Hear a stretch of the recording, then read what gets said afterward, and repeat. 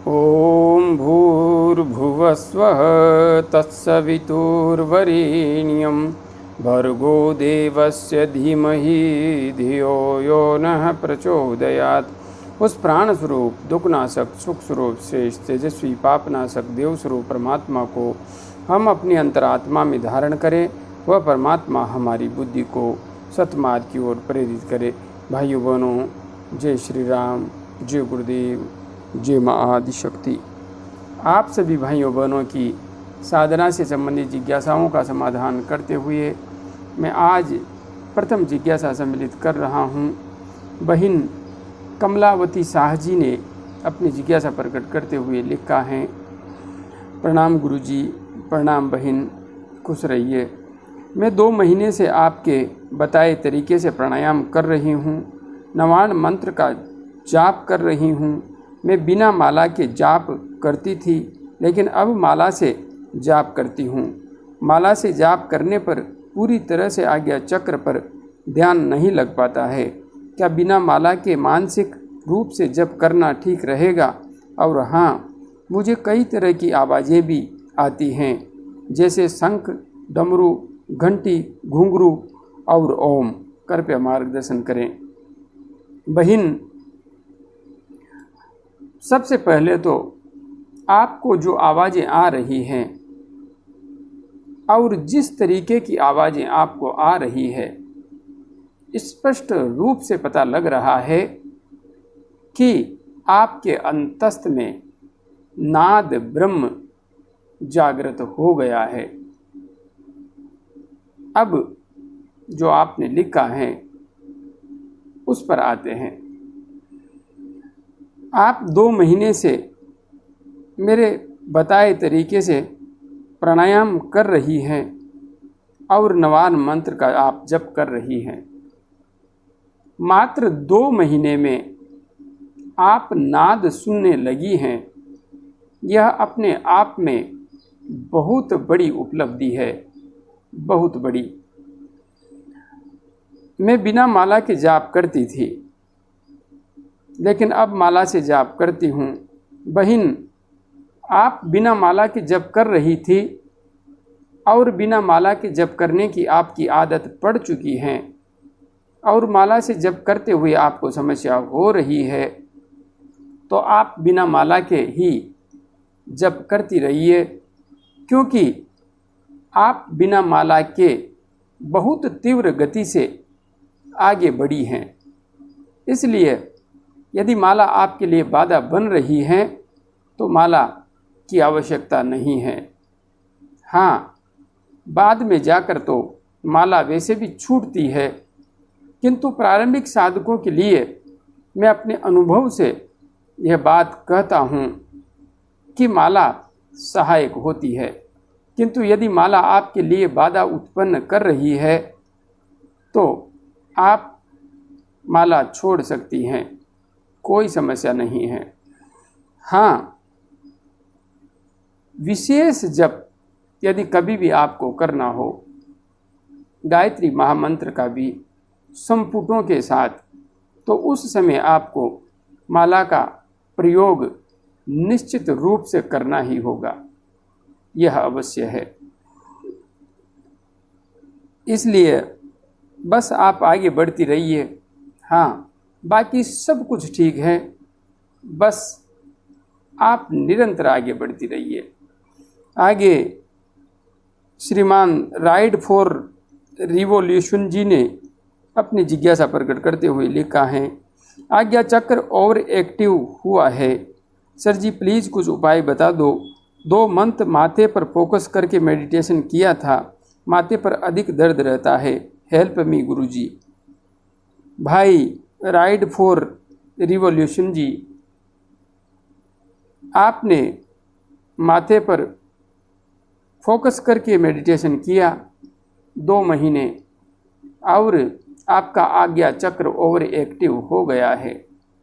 वास्तविकता यह है, ओवर एक्टिव नहीं हुआ है,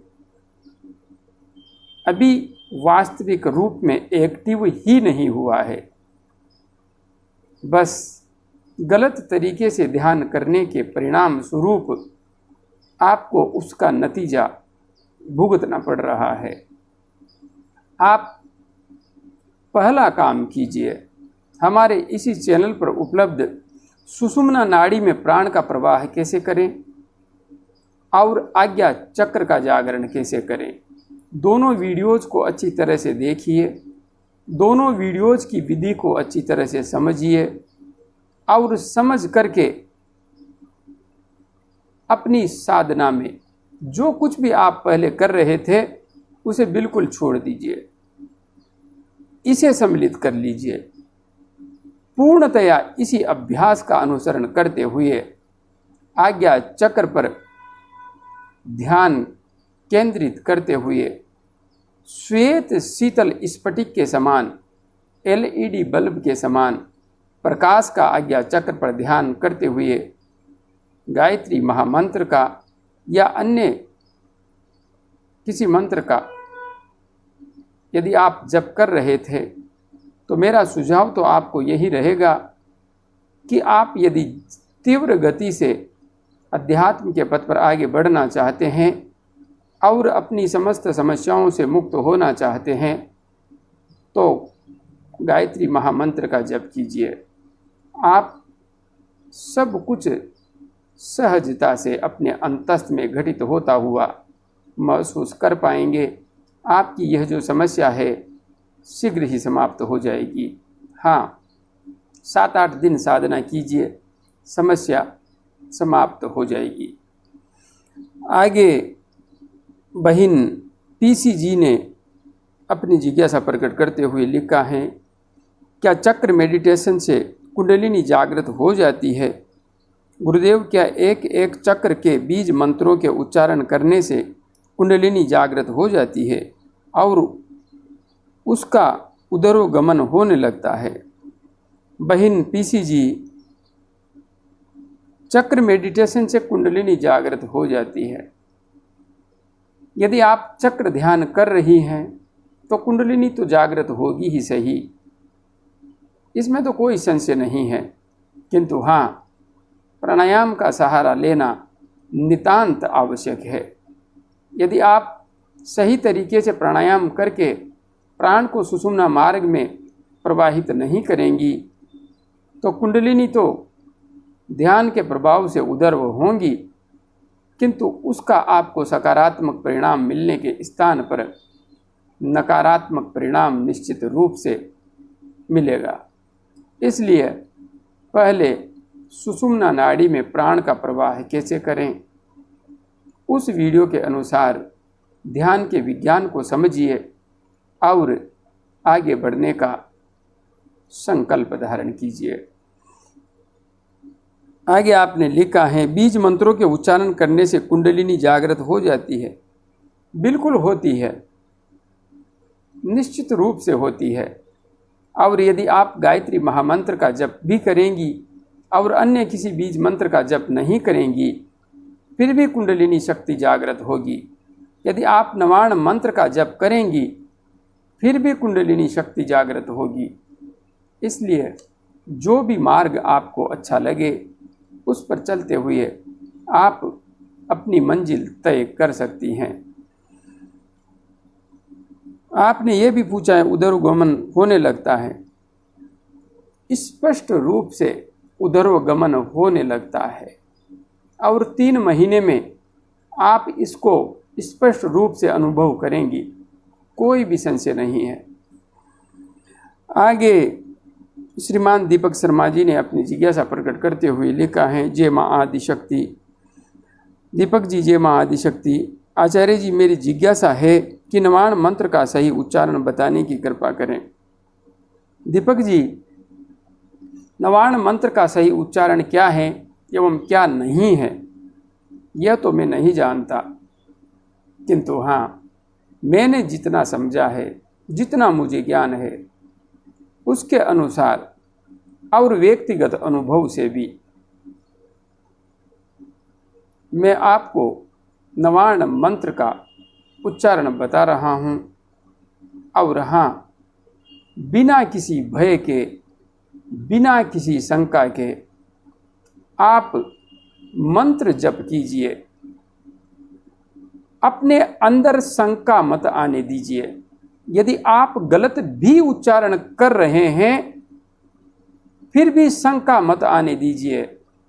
उच्चारण आपको कोई नुकसान नहीं पहुंचाएगा, किंतु यदि आपके मन में शंका बैठ गई तो फिर आप चाहे कितना ही शुद्ध उच्चारण कर लीजिए, आपको मंत्र सिद्धि कभी भी प्राप्त नहीं होगी।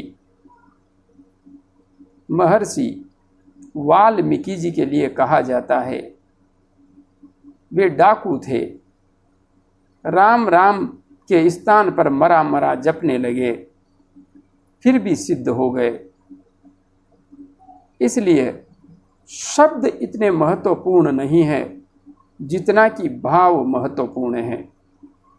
लोगों को डराया जाता है कि थोड़ा सा भी गलत उच्चारण कर दोगे तो यह हो जाएगा, वह हो जाएगा, किंतु ऐसा कुछ भी नहीं होता है, कुछ भी नहीं। गायत्री मंत्र के संबंध में भी ऐसे ही डराया जाता है, किंतु ऐसा कुछ नहीं होता है। उच्चारण में आपको बता रहा हूँ। वैसे जो नवार्ण मंत्र हैं उसमें मूलतया, क्योंकि यह तंत्र पद्धति पर आधारित है, इसलिए ओम लगाने का विधान नहीं है, किंतु समाज में वर्तमान स्थिति में ओम लगाया जा रहा है तो उसमें भी कोई समस्या नहीं है। इसलिए आप ओम लगा सकते हैं और बिना ओम लगाए भी इस मंत्र का जप कर सकते हैं, क्योंकि यह मंत्र विशेष रूप से तंत्र पद्धति पर आधारित है, तो इसका विधान भी थोड़ा सा अलग है। ओम ऐं ह्रीं क्लीं चामुंडाय विच्चे। ओम ऐं ह्रीं क्लीं चामुंडाय विच्चे। ओम ऐं ह्रीं क्लीं चामुंडाय विच्चे। इस प्रकार से आप नवार्ण मंत्र का उच्चारण कर सकते हैं। और वैसे तो आपको उपांशु जप करना है, उच्चारण आप दोनों के साथ भी करेंगे तो कर सकते हैं, कोई समस्या नहीं है। भौतिक जगत से संबंधित उपलब्धियां यदि आपको हासिल करनी है तो दोनों के साथ कर सकते हैं, उपांशु कर सकते हैं। और मूल रूप से यदि आप अपने अंतस्थ में डूबना चाहते हैं, अपनी सोई हुई चेतना को जगाना चाहते हैं, कुंडलिनी ऊर्जा को सक्रिय करना चाहते हैं, तो आपको मौन मानसिक ही जप करना होगा। हाँ, प्रारंभ में आप उपांशु जप कीजिए, बाद में यह स्वतः ही मौन मानसिक हो जाएगा। आगे बहन पिंकी चौधरी जी ने अपनी जिज्ञासा प्रकट करते हुए लिखा है, गुरुजी प्रणाम। प्रणाम बहन, प्रणाम, खुश रहिए। गुरुजी, मैंने गायत्री अनुष्ठान रखा है, पर गुरुजी मेरे एक पैर में बहुत दर्द हो रहा है। 4 माला करते ही दर्द के मारे पैर फटने लगता है। क्या करूं गुरुजी, हो नहीं पा रहा है। 30 माला रोज़ करनी है। गुरुजी, जब माला जप करती हूँ तो बार बार दर्द के मारे आँख खुल जाती है, बीच में उठना पड़ता है बार बार, इसके लिए क्या करूं? बहन, मैं पहले भी कहता हूं साधक भाइयों बहनों से कि सिर्फ नवरात्रा के समय जप नहीं करें। आप 9 दिन की नवरात्रा में अनुष्ठान करना चाहते हैं, किंतु आपका शरीर इसका आदी नहीं है, आपको आदत ही नहीं है, तो आप अधिक समय तक कैसे बैठ सकेंगे?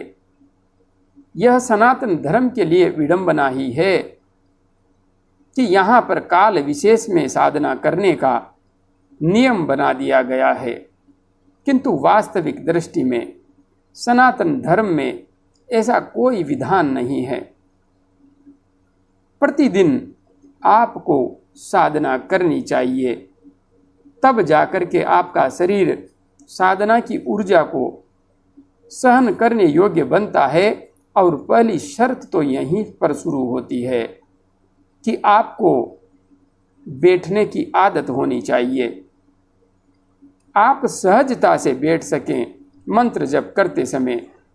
यदि आप सहजता से बैठ ही नहीं पाते तो आप साधना से क्या प्राप्त कर लेंगे। इसलिए आपने अनुष्ठान करने का संकल्प ले ही लिया है तो आप निर्गुंडी रसायन नाम से औषधि आती है, उसे लेकर के आइए, उसका सेवन कीजिए। उससे आपकी जो नस नाड़ियाँ हैं उनमें प्राण का प्रवाह सुचारू हो सकेगा। और हाँ, यदि आपको पैर दर्द करने लगते हैं तो आंखें खोलिए, कोई समस्या नहीं है। आसन बदलिए, कोई समस्या नहीं है। एन केन प्रकारेण सिर्फ आपको अपना जप पूरा करना है। आसन तो आपको बदलना ही पड़ेगा, क्योंकि आसन नहीं बदलेंगी तो आपके पैर की नसें ऊपर चढ़ जाएंगी और विशेष रूप से आपको गंभीर समस्या का सामना भी करना पड़ सकता है। इसलिए आसन बदलिए, बदल बदल के बैठिए, आंखें खोलिए, कोई समस्या नहीं है। यह लंबी प्रक्रिया है। साधना को जीवन का अभिन्न अंग बना के चलिए, तब आप सहजता से आगे जा सकती हैं और समाधि का अनुभव भी कर सकती हैं। यदि मैं भी ऐसे ही करने लग जाऊं तो मेरे जो पैर सिद्ध हो गए हैं वे भी अपनी मूल स्थिति में फिर आ जाएंगे और मैं भी 2 घंटे भी नहीं बैठ पाऊंगा। इसलिए निरंतर अभ्यास से पैरों की मांसपेशियों को इस योग्य बनाया जाता है कि वे घंटों बैठने के बावजूद भी 1% भी दर्द उत्पन्न नहीं करें। इसके लिए आसन सिद्धि वीडियो देख लीजिए, मैंने सारा विज्ञान वहाँ पर स्पष्ट रूप से समझा रखा है। हाँ, यदि निरंतर अभ्यास हम करते हैं तो 4 घंटे, 5 घंटे, 6 घंटे, 7 घंटे तक भी आपको 1% भी दर्द नहीं उठेगा। और यह जो पैरों में दर्द उठता है यह विशेष रूप से 2 घंटे तक ही उठता है। उसके बाद में तो पैर अपने आप सब कुछ सहन करने योग्य हो जाते हैं, क्षमता आ जाती है, कोई भी समस्या आगे नहीं आती। इसलिए आप साधना कीजिए, जिस तरीके से भी आप कर पाएँ कीजिए। अभी तो आपको सामंजस्य बिठा कर ही आगे बढ़ना पड़ेगा, इसके अलावा अन्य कोई भी मार्ग नहीं है। अभी के लिए इतना ही। जय गुरुदेव, जय मां आदिशक्ति।